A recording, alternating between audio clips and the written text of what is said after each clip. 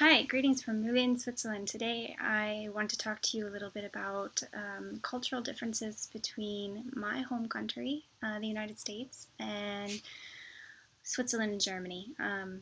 I'm from Wichita, Kansas, so it's a city of about 500,000 people right smack in the middle of the United States.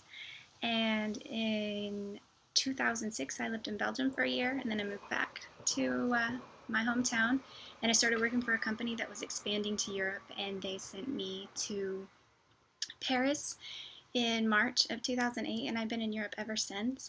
Lived a year in Amsterdam, and then along the way met my German husband, and we lived for 3 years on the German-Swiss border on the German side, and then a couple years ago we moved over to the Swiss side. My husband's been working on the Swiss side of the border for over 12 years.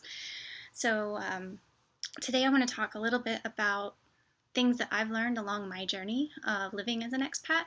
And when I did my first trainings before coming to Europe, one of the things that those trainers told me was that Americans have a reputation for being superficial as far as Europeans are concerned.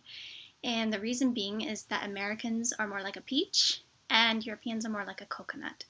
So, what they meant by that is that Europeans tend to have a much harder outer shell, and so it's harder to get inside to their inner core, their network, where Americans tend to be a lot more friendly, a lot more open in the beginning, but before you really get integrated into their personal networks and their personal life, that takes a lot more time. So that's why Europeans do tend to see us as superficial, because they they're looking at it, of course, from their cultural concepts and their angle.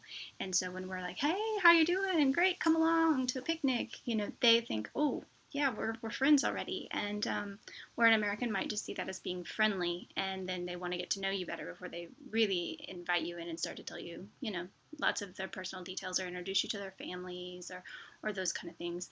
So again, also some concepts exist within, constructs exist within the language. So many European languages have a you form, which is formal and informal. So you see that in Spanish with tú and usted, or you'll see it in German with du and sie, for example. And they have that construct, and they have that capability to automatically, with the language, separate people in their inner network from people that they just know. And the Germans in particular have a word that they use to refer to someone that they know but not particularly well, and that word is Bekannte, where we might call that person an acquaintance, but the difference is when we would apply that word to someone. So for example, a German might apply the word Bekannte to the neighbor who's lived next to them for 20 years, where we would probably say, "This is my friend Miss Jones," or whatever. So that language construct is the first place that we see it. And then also just in how quickly we are to invite someone to our homes or to our inner network, or introduce them to our friends, or other people that we might know. That takes a lot of time. For example, in Switzerland, it's not uncommon as a foreigner not to be invited into the home of a Swiss person for quite some time, sometimes even years. So that's another place where we'll see a difference between the two cultures. And then finally, I have a personal theory about how this comes about. And I think it's you can see it for a long time, for an extended history of how Europe developed versus how the United States developed. In the United States, as settlers began to come over to the country and move across it, and the whole manifest destiny thing, we often had to pair together with people who were in the same circumstances, which we even see today still in American culture, that we often have friends of circumstance. So for example, you work at the same company, you're friends. You go to the same gym, you're friends. But as soon as you quit going to work at that company, or you quit working out at that particular gym, the friendship stops, because the thing that you had in common also stopped. A piece of that is human nature, but a big part of that is also part of the American culture. And I think that comes from, you're pioneering across the country towards the wild, wild west, and maybe your wagon broke down and you need someone to help you fix your axle, and the next guy ran out of potatoes. So you do some kind of barter system, and you trade, and you go on your journey along the way, and he goes off to California and you go off to Montana, and you never see each other again. So that was part of the reasoning that Americans tend to be a little bit more open and a little bit more relaxed, I think, in the way friendships get built.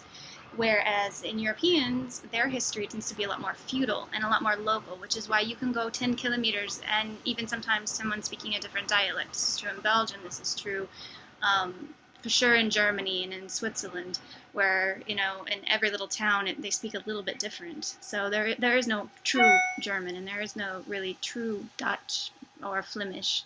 Um, in France, it's a little bit different because of all of the regionalization into Paris, but at any rate, there's definitely a language difference going from town to town. So that really divided people. You don't tend to be as close to someone who doesn't speak your native tongue. I mean, even with me, I noticed the difference, speaking German and speaking Spanish and Dutch and some other languages, that there's still a different bond that happens with someone who's speaking American English is even opposed to British English. It's just a little bit different. The jokes have a different meaning because there's a cultural element, and language and culture are so bound together that that of course is a component of making friends and meeting people. So if you run across a European that finds you as an American maybe a bit too superficial or oberflächlich, as the Germans like to say, meaning, on the surface, then just take it with a grain of salt and understand that they're just coming from a different place than you and they maybe haven't gotten the peach and the coconut lesson yet.